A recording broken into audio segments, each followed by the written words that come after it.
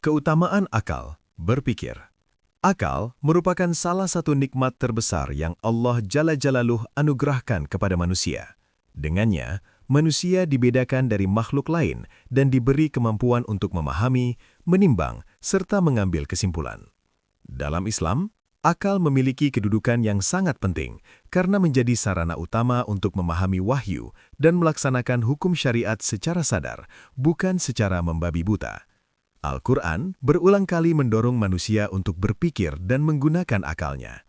Banyak ayat menggunakan ungkapan seperti afala taqilun, afala tatafakkarun, dan liqaumin yaqilun.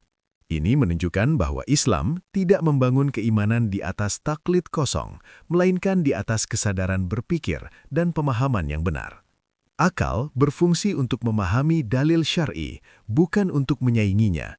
Dalam hal ini, Kitab At-Tafkir karya Syekh Taqiyuddin An-Nabahani memiliki peran yang sangat penting.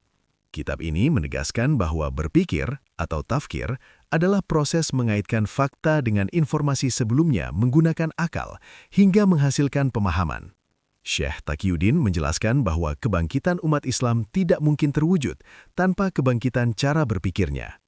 Kesalahan umat bukan terletak pada kurangnya kecerdasan, tetapi pada metode berpikir yang rusak, sekuler, atau terlepas dari akidah Islam.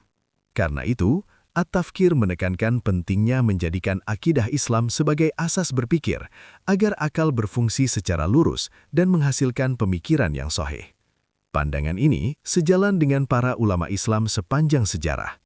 Imam Al-Ghazali menegaskan bahwa akal adalah alat untuk memahami syariat, sementara syariat adalah cahaya yang menuntun akal. Tanpa cahaya wahyu, akal akan tersesat. Namun, tanpa akal, wahyu tidak dapat dipahami dengan benar. Imam Ibnu Taimiyah juga menegaskan bahwa tidak ada pertentangan hakiki antara akal yang sehat dan nas yang sahih. Jika tampak bertentangan, maka pasti ada kesalahan dalam pemahaman akal atau dalam penetapan dalil. Ibnu Qudamah dalam Al-Muhni menunjukkan praktik nyata penggunaan akal dalam fikih, yaitu melalui istinbat hukum yang terikat dengan dalil, bukan spekulasi bebas. Akal digunakan untuk memahami makna nas, mengkompromikan dalil, dan menilai realitas, namun tetap tunduk sepenuhnya kepada Al-Quran dan As-Sunnah.